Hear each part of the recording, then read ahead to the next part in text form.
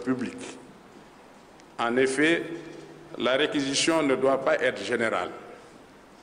Pour éviter que l'administration abuse de cette mesure, au point de remettre en cause le droit constitutionnel de grève, le juge doit veiller à ce que la réquisition ne soit pas excessive. C'est à cet effet que la Cour suprême, dans l'arrêt numéro 38 du 23 mai 2023, a annulé les arrêtés des gouverneurs des régions de Louga, Thiès, Kaolack, Ziguinchor et des préfets des départements de Dakar, Saint-Louis et Guédiawaye portant réquisition des agents qui n'occupent pas des postes emploi ou fonctions visés par les textes sur les réquisitions. L'impératif de préserver l'ordre public justifie également les sanctions prévues à l'article L279 du Code du travail, notamment l'amende, l'emprisonnement et le licenciement contre le travail requis n'ayant pas déféré à cette réquisition. Il faut enfin souligner que ces mesures prévues dans la législation sénégalaise s'accordent avec les dispositions de l'Organisation internationale du travail, OIT.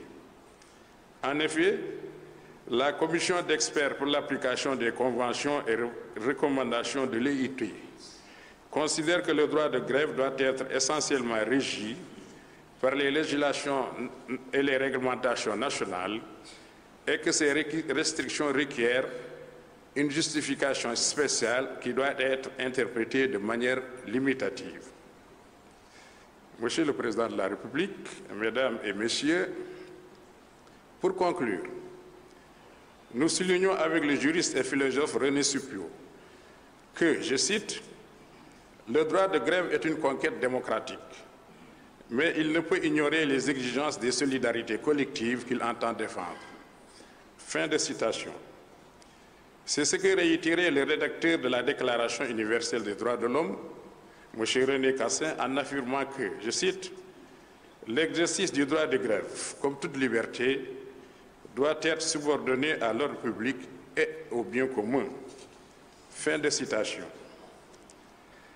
Le défi de la préservation de cet équilibre réside donc, pour le législateur, dans la faculté d'assurer dans les textes la conciliation entre la prévention des atteintes à l'ordre public et l'exercice de ce droit garanti par la Constitution.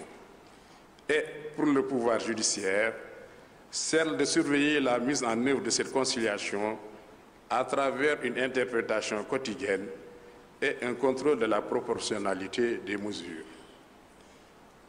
Monsieur le Président de la République, Mesdames, Messieurs, comme il est de tradition, j'adresse au seuil de Nouvel An mes vœux de santé, de bonheur, de réussite et de paix à vous et à toute la nation sénégalaise. Je vous remercie de votre aimable attention. Je vous rends la parole, Monsieur le Président.